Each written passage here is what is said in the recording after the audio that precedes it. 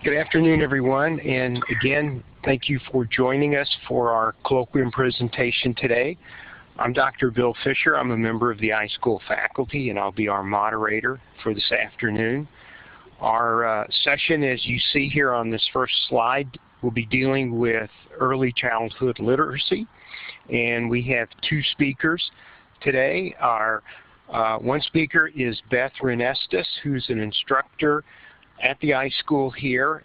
Beth has been with the iSchool for about 8 or 9 years now, and on 2 different occasions has been recognized as a distinguished faculty member and providing a great deal of service and instruction to the school. Our second speaker is Lynn Baker, who that MLIS, in case you see it start dripping off this slide, it's because it's fairly new. Lynn just graduated from the iSchool last spring, so congratulations, Lynn. She does teach as an adjunct professor at Northern Kentucky University. She's a youth services specialist at with the Frankfort, Kentucky Public Library, and again is also a recent author. So 2015 has been a big year for Lynn with the title of the work that you see there. And I'm going to turn things over to Lynn for her to get us started. Thank you so much for joining us today. We are going to dive right in. We have a lot to cover. And so we'd just like to welcome you and tell you how excited we are to be presenting this session. We're going to cover early childhood literacy and the importance of addressing the whole child through multi-literacy experiences. In this presentation, we will define each of 6 different areas of multi-literacy that should be addressed in early literacy programs and services, and we'll demonstrate how each one connects directly to preparing preschool children for school and to the education and experiences we should be giving as early childhood library service providers. So just some background information on what we're going to cover, and we'll go ahead and get started. So you may be wondering what multiliteracies are if you haven't heard this term before. We're going to take a quick look at each of the various types of multiliteracy that we'll cover today, and then we'll break them down in more specific terms as we go through our presentation.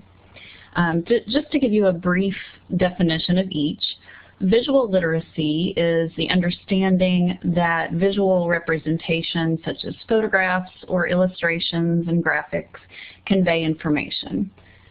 Textual literacy is the understanding that printed text conveys meaning, which you are probably most familiar with this type of literacy.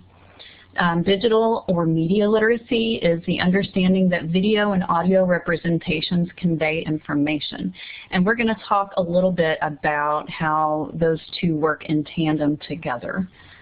Information literacy is what you are all studying if you're in the iSchool or any MLIS program.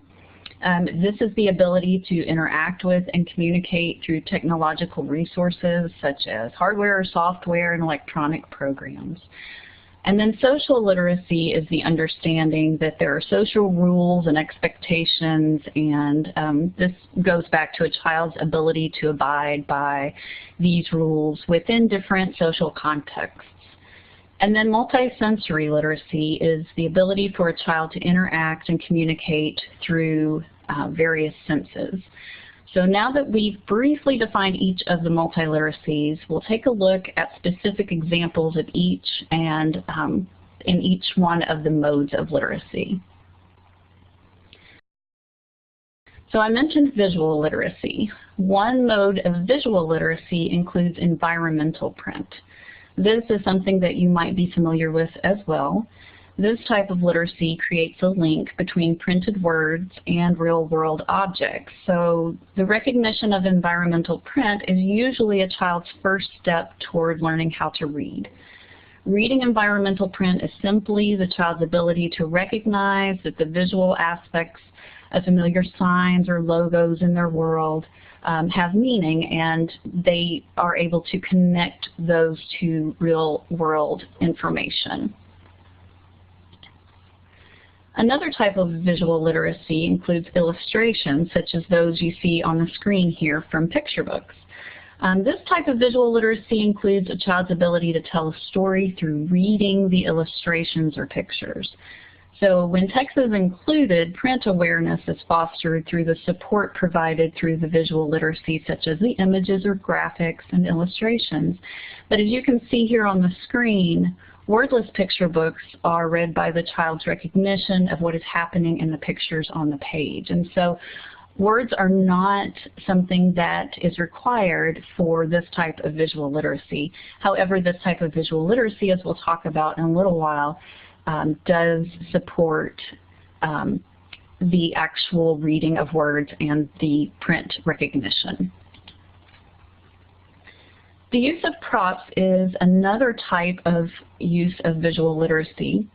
And props which support language and printed text should help children connect to the story being told. So props might include things such as flannel or magnet board story pieces or puppets or other visual representations of the story or song or rhyme that you are verbally telling. And so each one of these representations on the screen you'll see represents things that would be used to support the story or song, such as the Goodnight Moon puppet or the finger puppets or the little ducks if you're singing Five Little Ducks. So all of these work as visual cues. And now I'm going to turn it over to Beth, who's going to talk to you a bit about textual literacy. Besides what is written below the heading there as some prompts for you or a definition, as it may, I want to add a couple things to that that I find extremely important to understand about textual literacy. The ability to understand that text has meaning no matter what form it takes, and that children understand that printed symbols on the page make up words no matter if they look like something that child is familiar with or not. So let's look at a few of the visuals on the slide. On the right of the slide are book covers from Eric Carle's The Very Hungry Caterpillar. The book on the left is in English, and the one on the right is in French. The child's understanding that the same material can be written in different types of texts or fonts or languages is what they will acquire through textual awareness. Look right above the Hungry Caterpillar book covers and see how the word apple still has the same meaning even if the form the word takes is in 3 different texts and fonts. We wanted to include an example of symbols children may not be able to make sense of. So we chose Braille. The photo represents how children with visual disabilities feel rather than see as they learn to recognize symbols. Textual literacy also gives children a general knowledge that not all text is something that they will or can make sense of. I'll turn the mic back to Lynn now to talk about digital and media literacy. So digital and media literacy are interrelated, and let's go to our next slide here. Digital literacy is a child's ability to access, apply, and use digital resources to interact with technology-based programs. Digital resources may include things like prefabricated games or other pre-made items which can be manipulated and changed to create new creations. Media literacy develops out of the child's use of digital media literacy. So media literacy is the ability to access, examine, and communicate through a social or communication-based platform. Now, while young children will not generally use social media programs or communication platforms, as this is not developmentally appropriate, the development of digital literacy skills builds the foundation that's needed for media literacy skills later. So think of these 2 types of literacy as pre-reading or emergent literacy, which would be the digital literacy, versus reading text later on, which would be the media literacy. So that's just a quick representation to help you understand the difference in those 2.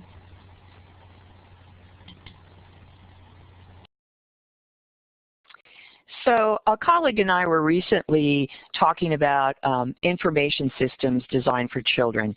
and how important the homepage design and the navigation were for the ability to access information through an information system. My friend told me about a 4-year-old boy that comes into his library. The child is keen to use the children's computers because his parents allow him to use theirs at home, and he enjoys playing games and doing FaceTime with his grandparents, which, by the way, he can do on his own. He needs little help from his parents to find the games on the computer, and he can actually start a FaceTime. He now wants to learn how to use the children's online catalog at the library. The ease with which he is learning how to access the book database is mainly because the way to enter the catalog is easy to understand for him. The link to access it is through a wonderful cartoonish-looking golden retriever. Click on the image of the retriever and you are in. The little boy looks for the picture of the dog on the screen every time he comes in and knows that that is where the books are. As he grows, that knowledge will have more comprehension about the system and about searching the online catalog through typing in words that create a search strategy to find the information he wants. The screen capture on your left is actually from the library that Lynn works in Kentucky. It shows what their online catalog page looks like, and see, another familiar animal is used that most children identify with, a dog, as a visual cue as to where the online catalog is on the screen. On the right side of the screen is a screen capture from the children's page at the San Francisco Public Library. Notice immediately that your eye goes to the picture in each of the squares first and then to the words underneath. That's deliberate. The square on the top right connects back to the link on the online catalog. So as you see above along the right top bar, there's a little cable card there with a book, sorry.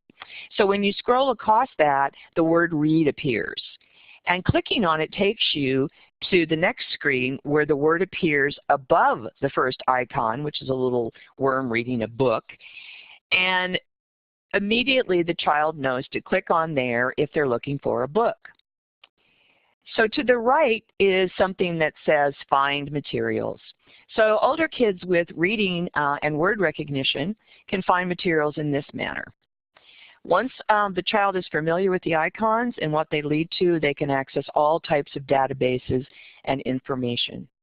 They also start to comprehend how to use, access, and understand through their interaction with the information system.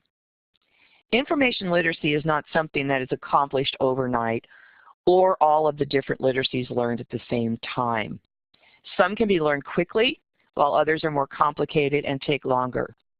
Information literacy is one of the more difficult literacies, but it's important to keep strategies very specific to helping children learn and understand as their levels of ability develop as they get older.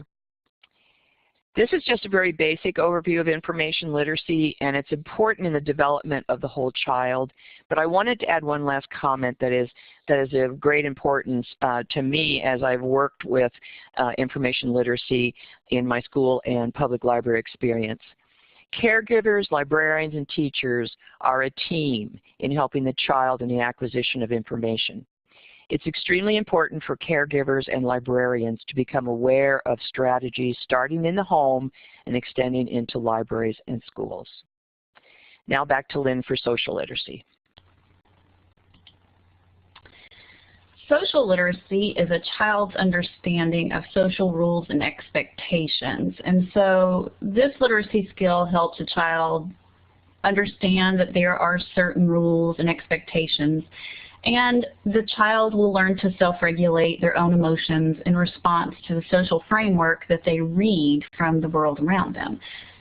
So this includes a child's ability to get along with and cooperate with others, and the ability to follow directions and understand spoken or unspoken rules.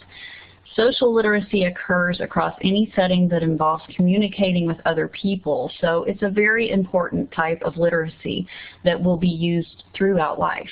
And in order to become successful within the classroom and successful within the world, a child needs to learn how to navigate socially. And so this is a very important aspect of literacy development and getting ready for school and looking at the whole child.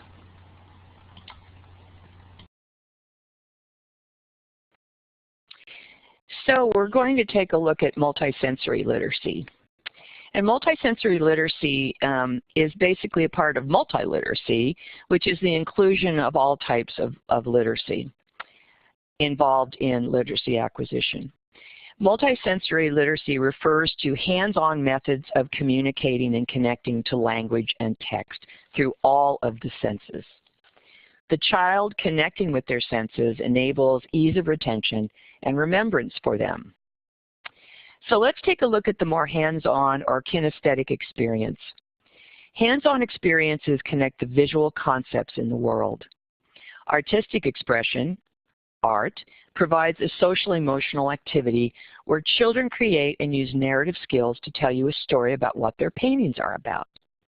The child with the headset on to the right is connecting to the world by understanding the information that they hear, the sounds that they hear, and to connect those with language or forming narratives.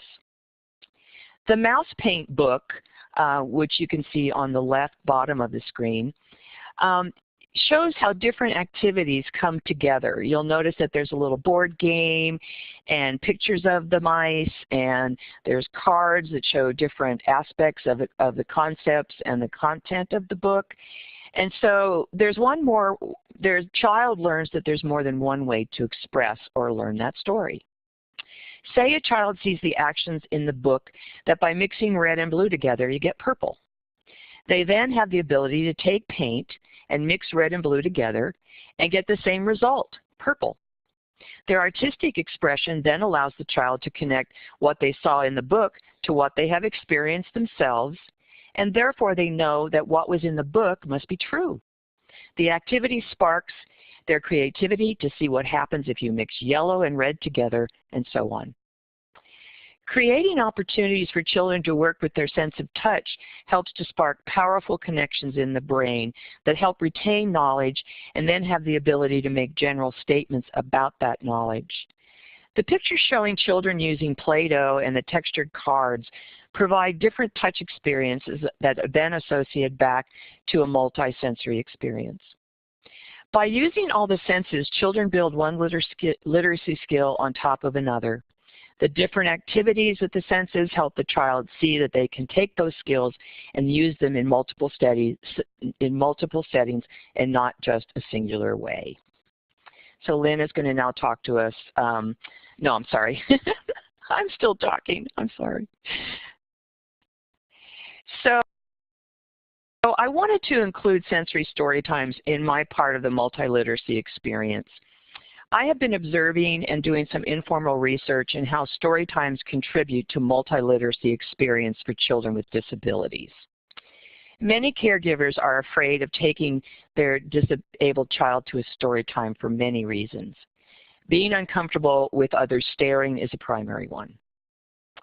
The behavior may be disrupting to others in attendance, but it is not the fault of the child with the disability or their caregivers. Libraries are beginning to provide a safe space dedicated to children with disabilities, thus drawing in children who might not otherwise come to the library. Another subject for another time is how to encourage the incorporation of materials appropriate to teaching understanding about disabled children into regular story times. Knowledge about the characteristics of different developmental disorders is critical for storytime librarians. Children coming to a sensory story time can be somewhere on the autistic spectrum, have cerebral palsy, or be deaf or blind. Using different types of materials in your story time other than books is a way of reaching all of the children coming and exposing them to early literacy skills in creative ways. The activities inherent in those activities include reading, talking, singing, and playing. The same ones that are the underlying literacy connection to regular story times as well. Children with development disorders can have trouble processing stimulation, noise, bright lighting, etc. They have poor fine motor skills, they have trouble with communicating socially, and in are many ways prone to be overacted at inappropriate times. They have difficulty with balance and posture. All of these characteristics have to come under consideration when preparing a sensory story time, and always remember our goal is to be inclusive. We need to strive to include some activity that will benefit everyone. I've listed some of the things on this slide that are necessary for a sensory story time and that aren't necessarily exclusive to a regular story time. But the importance of knowing your audience is the greatest importance in sensory story times. And speaking one-on-one with caretakers about the needs of their child helps you to provide an environment that is appropriate for all. It allows you to plan both the activities and the environment that you need to be successful. Play is a big part of sensory story time so that children can experience the feel of bubbles on their faces and bodies, play with all types of material such as scarves and parachute material. They can sit on squares with their caretakers right by them, which gives children a sense of their personal space and that of the space of others on both sides of them. Music is one of the most important parts of a sensory story time. Music lights up so many parts of the brain and stimulates all types of reactions to create a calming atmosphere. Add singing to the music mix and you have children hearing different sounds and finding out how words are broken down. Singing is a super way to connect, and so is letting the children create their own music. Using bells, drums, egg shakers, all add to the music experience. And be sure and ask those caretakers to help the child make noise with them. Books for sensory story times are much different than for regular story time. Reading shorter stories, one book, no more than 2, because children with special needs may not be able to focus on more than one book. Choose a book that has different textures in them and flaps with hidden images under them. The example on the slide of the flap book, Spot's Peekaboo, shows the children that they can interact with the book, which is our goal with special kids. Sensory story times are usually much smaller in numbers, so you can have a lot more interaction one-on-one. Having a visual representation of what is going to happen during this story time, as represented in this image to the right on the bottom, it shows the order of the activities. It gives caretakers and the child alike picture representations of what's going to happen during that story time. Children with disabilities like to have structure. Structure is the most important to disabled children, especially those on the autistic spectrum. You can program one sensory story time each week in your library to experiment, but don't give up on the first one because it will have low attendance. It will take a while to build a patron base, but it will happen. Talking directly with caretakers when they come into the library creates a relationship between the library and the caregiver so they can build trust. Once that child starts coming to story time, it's most important to consider them capable of learning literacy skills. Create that safe and comfortable environment and you will see disabled children thrive. Lynn? So we're going to talk for a little while about all of the skills and the definitions that we've gone over and how they relate to, how multiliteracies relate to getting children ready for school. These skills are connected to and support early literacy and school readiness skill development, which are represented here on the screen. And if you want to see a cross-match of each of the areas of literacy development and readiness skills, it's included in my book, which there's a link for at the end of our presentation. And it was published earlier this year by the American Library Association, so you can find it through their website as well. But I just want to give you a brief overview of each of the domains of readiness and how they're supported by the multiliteracies that we've discussed.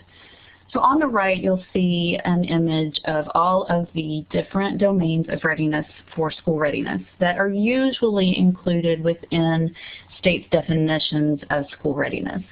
I will say that each state has its own definition. There's not a standard. However, these domains are usually the ones that you will see indicated within that definition. Approaches to learning deals with a child's attitude toward learning. So if a child feels successful and enjoys learning, then they will want to learn and they'll actually seek opportunities for learning. So you can see how this might be linked to print motivation in reading. Incorporating visual literacy concepts such as environmental print that we've talked about, for instance, can help a child feel successful and thus more excited about learning. This is also linked to the child's ability to acquire general knowledge through exploration and self-discovery. And we'll talk a little bit about general knowledge next. General knowledge includes a child's ability to reason and think mathematically and objectively. Any number of the multiliteracies that we've covered might contribute to a child's ability to think in this way. For instance, using a multisensory approach to learning may provide a child with hands-on experience that then in turn will help the child retain important knowledge and information that they have taken in. So the digital or media literacy-based activities may also offer experiences which help children gain general knowledge or mathematical reasoning skills. So you can see how these are all starting to overlap. Physical well-being includes the physical health of the child, but it also includes the child's physical development, such as in large or small motor skill development. Multisensory experiences that we've talked about can help a child develop muscle and hand-eye coordination. And in combination with writing and even mouse clicking practice, a child's small motor skills can be developed, and this is supported by digital literacy practice. So again, we're seeing overlap. Social and emotional development is obviously directly connected to that social literacy that we talked about in the multiliteracies. And a child's ability to connect socially and meet the overall expectations of the climate that they're in helps the child to connect with others in the environment and then to grow socially. So in turn, this helps the child feel confident, which then leads to the positive development of the child's approach to learning. So as you can see, there's quite a bit of overlap, as I keep mentioning, between each of the multiliteracies and the school readiness domains. And as research shows, there's a direct link between language development and literacy skill development. Social literacy is obviously tightly linked to this area of readiness development. And if we look at language in terms of communication rather than just the spoken word, we can see that language development is actually made up of each of the types of multiliteracy that we've already covered. Language development in this way relates to the communication and reception of ideas and information. This is multiliteracy and is supported best by meeting the needs of the whole child. It's crucial to the relevance of library programs and services that we, as those working with young children in libraries, understand. And this is vitally important for us to know and to be intentional about in our programs and service planning. So to do this, it's crucial that the library school supports the attainment of this knowledge through early childhood literacy coursework, such as is going on at San Jose State University. So when you look at those 6 early literacy skills on the screen and the 5 best practices at the bottom of Every Child Ready to Read, you can see how all of this goes together to support what we're doing in libraries and to reach the whole child in preparing them for school. Now Beth is going to talk a bit about the early childhood literacy courses and the importance that they play in library schools. So this slide shows me doing warm-up at Oakland's Fairyland, where I do story times and storytelling. And the topic of childhood literacy is being discussed widely as television commercials and radio advertisements inform readers and listeners how simply talking to a baby from birth can help with brain development. While the advertisements are targeting parents and caregivers, the community library plays a critical role in childhood development and activities and skills that promote literacy by providing library services to young children, their families, and caregivers. With this in mind, the California State Library launched its Early Learning with Families, known as ELF 2.0. It's an initiative that was started in 2013. According to Suzanne Flint of the California State Library, very few library and information science master's programs offer any courses in child development. As a result, children's librarians often find it difficult to develop programs that supports early learning in developmentally appropriate ways, and to have those programs have a literary-based approach. If quality early learning programs aren't there, we lost the opportunity to make lifelong library lovers. Inspired by the ELF 2.0 initiative, The recognizing the need for more graduate level courses in this area was realized by the iSchool. So the iSchool is working with the California State Library to train future and current information professionals. The early literacy class has been very well received. Students have reported positive comments that in taking this class they feel work ready. They're better at interviews and they have a basic understanding that will help them in their work with children. Many library directors and branch managers that I've spoken with at conferences and workshops have expressed their pleasure in hearing that this class is being offered as part of the youth services curriculum at San Jose State. I have included our course description and the mission mission statement of the ELF 2.0 initiative, showing how the course aligns with that. We're basically partners in trying to get this information into the hands of not only students inside the iSchool program, but also to working professionals in the field that may not have that base. I'm not going to read this to you, but I also wanted to tell you that the first 5 years of life are critical in the formation and development of children and families. So that goes back to the multi-literacy that we talked about that comes through so much in story time programming in libraries. I wanted to also include, not to have everybody watching read this, but as well as the competencies that students have to have coming out of the iSchool program, Masters in Library and Information Science. These competencies for library serving children in public libraries, which come from the Association of Library Service to Children, or ALSC, really demonstrate what the class is trying to do and include. There's a great commitment to the client group. The client group is our caretakers, our community members, the children that come, any teachers that we interact with, and of course we want to make sure that everyone in our library knows how important the commitment to those client groups are.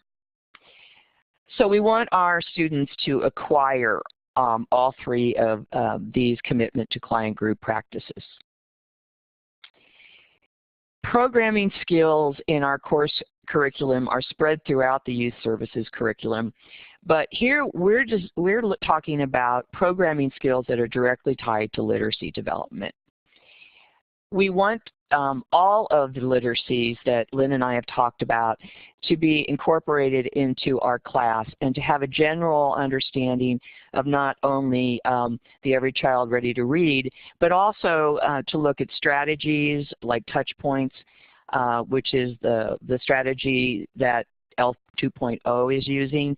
And we also want to make sure that students understand that this is a basic course that we're delivering, and that whenever possible and whenever they can have some professional development in early literacy, that they should take that opportunity. At the end of our presentation slides, we have included information on how to contact each of us, and also a list of resources that we think are important and also helpful to you to have to understand what we've been talking about today. So Bill, I'll hand it back to you, and thanks everybody for attending today. Great, thank you, Beth and Lynn, for that great presentation. Do we have, thank you, there's the slide I was looking for.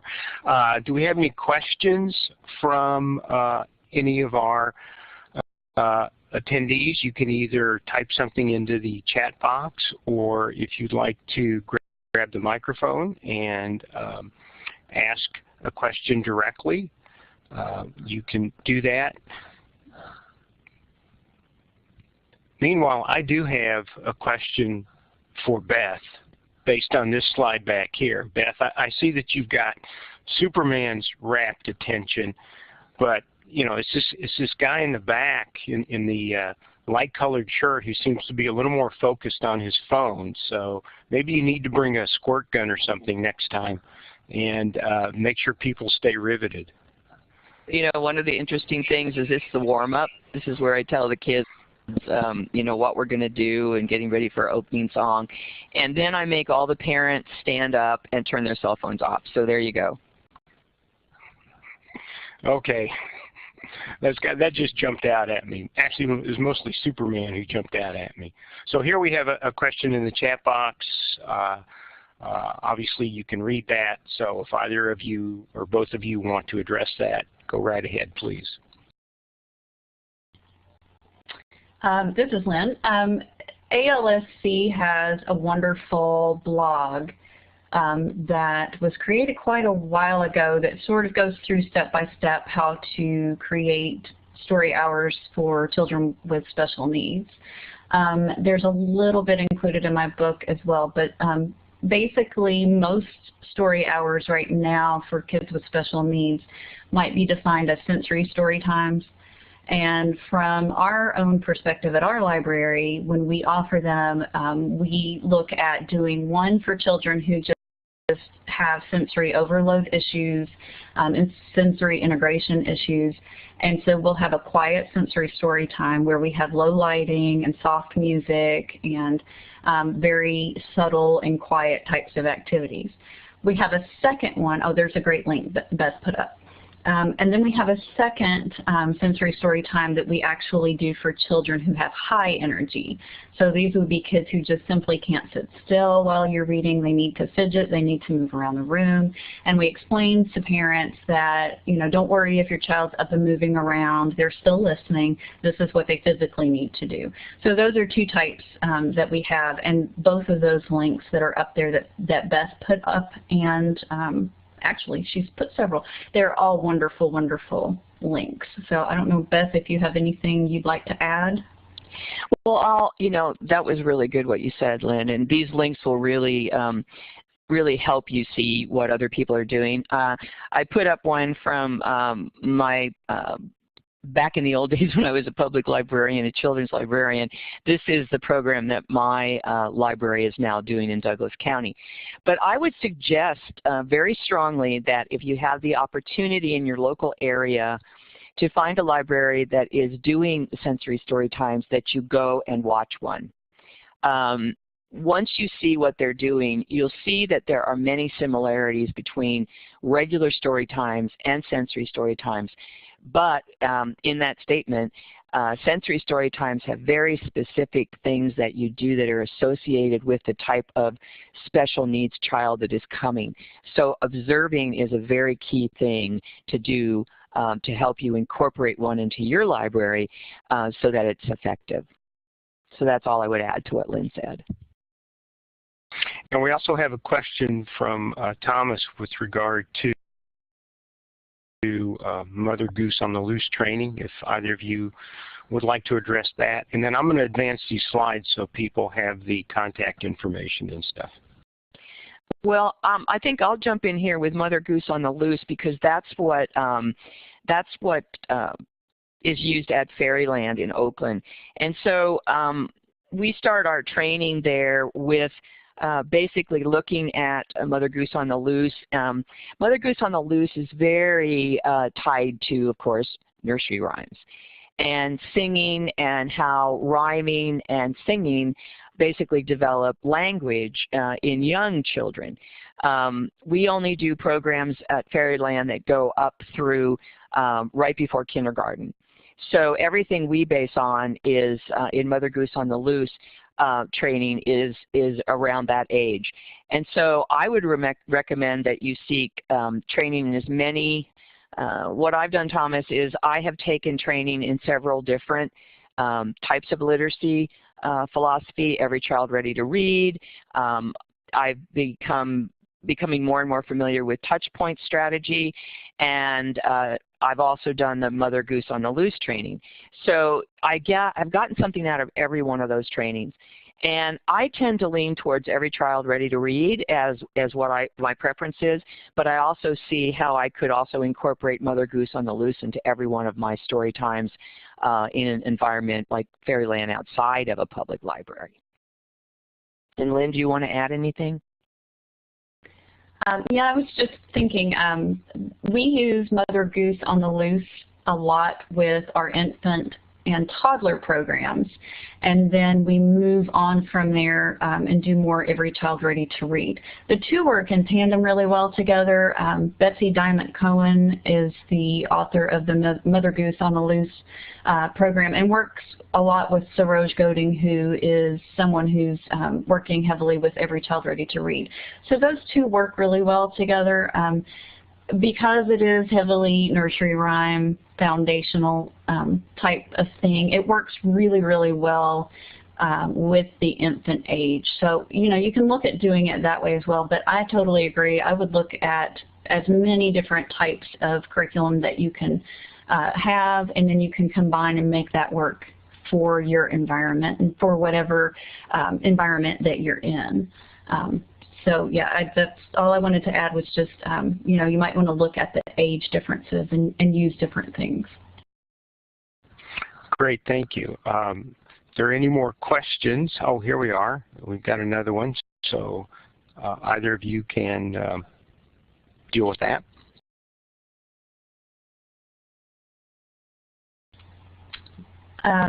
Yes, the DIA program, DIA, if you look that up, is associated with PLA and ALA.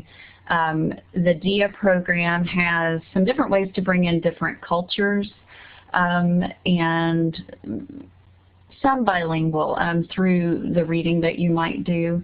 I am also working, as was mentioned at the beginning, with Northern Kentucky University, and there is a bilingual story time workshop that's being offered as part of a credential for early childhood librarianship or early childhood library credential that's being offered through Northern. It's included within that. So we have a wonderful person who's leading that, Katie Scherer, and she is actually right now co-authoring a book for bilingual story time. So look for that as well. That is being published by ALA. So you can go look, Google Northern Kentucky University continuing education. There's some things there for PD, and then it will include that. And then look for ALA for the book coming out by Katie Scherer.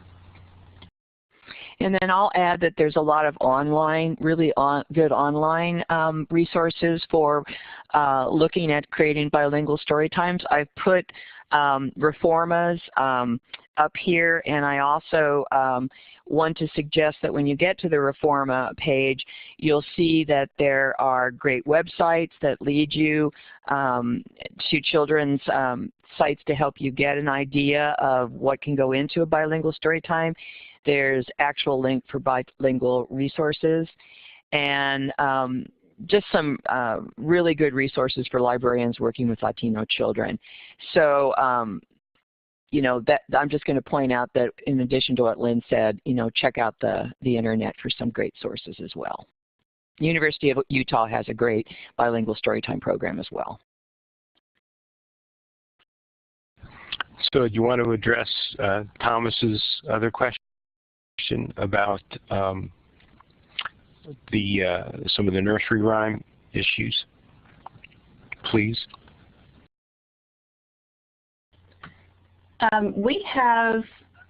There are so many out there that if you really start digging, you'll find. I'll reference to, if you Google JBrary, that is an online blog that has it has nursery rhymes, it has songs, it has new songs and old songs.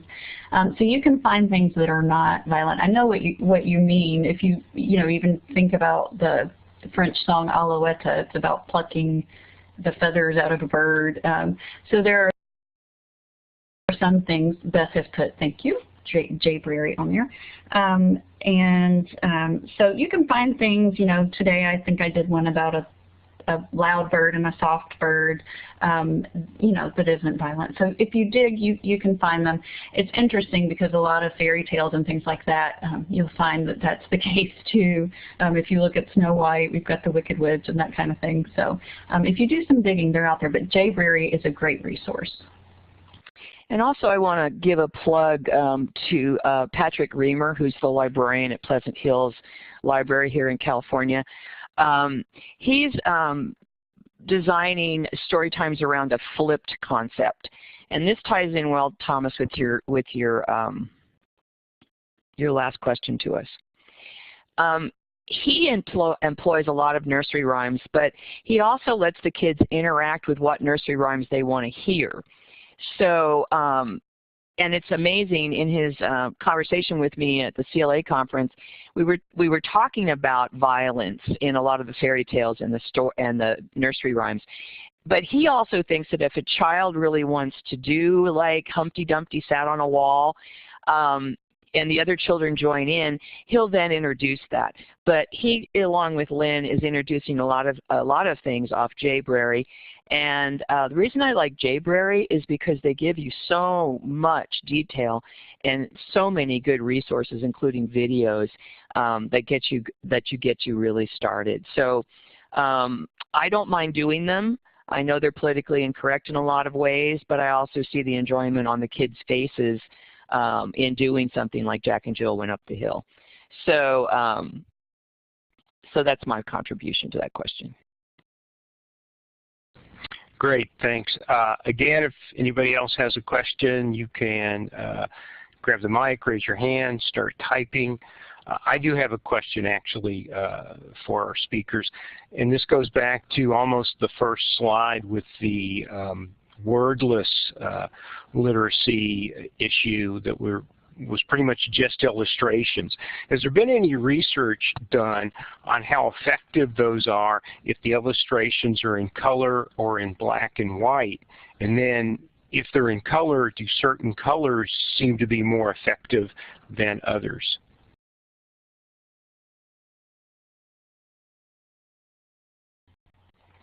I haven't seen any research as to color versus black and white. I know there are various books that do go through black and white, and then you'll even find some picture books that, you know, every other page may be color versus black and white. I will say that preschool child is usually going to be more drawn to those colorful pages, and you know, we talk about how to hold the book when you're reading, obviously in library school. And so part of that is making sure that it can be seen, especially when you're reading to a larger group of children. So you want to make sure that you're choosing something that's appealing, but that can also be seen from large groups and distances. So the color versus the black and white, for that, I see an issue. Sometimes, you know, I might really love a black and white book. There are a couple that are just beautiful, but I don't often choose them because it just doesn't relate well in the group setting. As far as language development, the one book that was on the screen is actually, it's called Bee and Bird, and I use that in my story hours, my school readiness story hours, and we talk about whether or not you can tell a story without words printed on the page. And it's so interesting because children automatically, you know, who are used to being read to, tell me, no, we can't read the book without words on the page. And then we go through and they actually help tell the story by looking at those pictures. And that book is interesting because it gives perspective from far away and close up. So you get to see just a smidge of the picture, and the children have to figure out what they think it is, and so they're really involved. And so for me, that type of book really invites narration skills and vocabulary building. So I really like to use wordless books for that reason. Beth has put something interesting down here, so I'll let her address the link that she's added.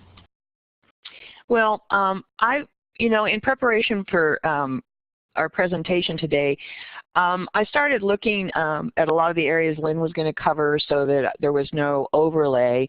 And I came across things that are associated with this from experts in the field. Couldn't really find any studies, but I didn't really go into any academic databases to really look around. But one of the things I did notice, and in this first link, they talk about colors and what colors draw the eye to the page. And I think Bill, you know, looking at that link would answer the question about, is there a difference between color and black and white in how children identify with the pictures and start making their own stories. And they suggest, you know, to really build on visual literacy that is associated with color. So that's why you see in those picture books not very many examples of black and white. So, you know, and the second one is as part of Reading Recovery, which is part of Diane Dumetz-Carey's work. And she basically looks at the world in color. And she looks at a world of color, especially where children are concerned. So those two resources might be interesting for everybody to look at, just so they can understand the power of a picture book that has no words in it. Great, thanks. Looks like we have at least one more person typing, so we'll wait and see what comes in from Marley.